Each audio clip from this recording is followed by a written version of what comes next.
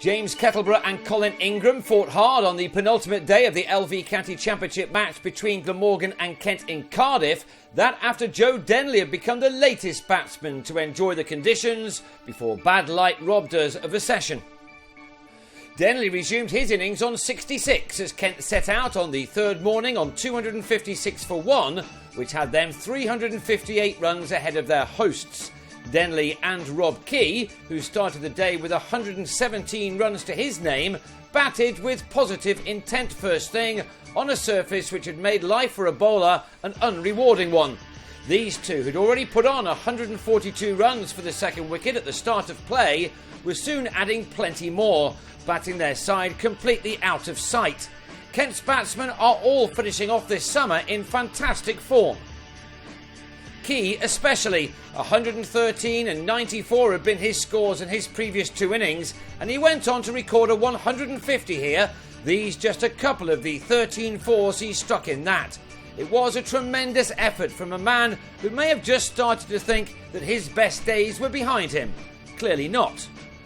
Denley's form this year has gone mostly unnoticed, but this boundary off Andrew Salter had him at his second Championship 100 of the summer off 162 balls. His stand with Key was ended on 222, a record against Glamorgan, when Key on 158 clubbed a short ball from Graham Wagg to Kettleborough in the deep. That brought in Sam Northeast, and he simply picked up where Key had left off as he and Denley continued to hit the ball to all parts. Northeast has been in good nick all year and passed 1,000 Championship runs for the summer last week, something that Denley was also now able to do. By the end of this innings, between them, these two had struck 16 half-centuries and 3 full ones. Only Ashwell Prince is ahead of the two of them in the run-scoring charts in second division cricket this year. This pair batted into the afternoon session when Denley celebrated reaching his 150 by smashing Wagg, now bowling spin, down the ground for his second six. And when Northeast reached his latest 50, he declared with his side on 451 for 2, Denley ending unbeaten on 161.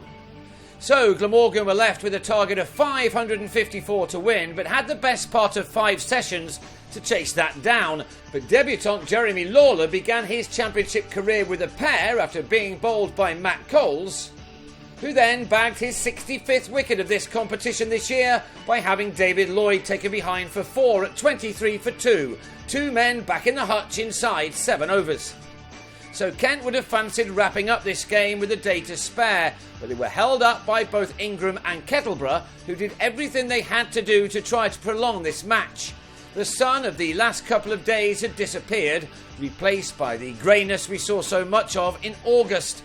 However, in the batsman's favour was the fact that the pitch was still playing very well, one where the batsman could trust the bounce and play the ball on merit alone. That both did, as they first aimed to get their side through to the tea break with no further losses. That they did, and by the time the interval arrived, Kettleborough, in a rare appearance, had made a 50 off 74 balls, his 11th boundary taking him to that point.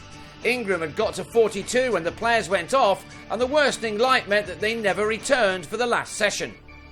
So Glamorgan, with 3 sessions of this match remaining, are on 101 for 2. Another 453 on the last day for them is surely beyond them, but they do now have a chance of saving this match.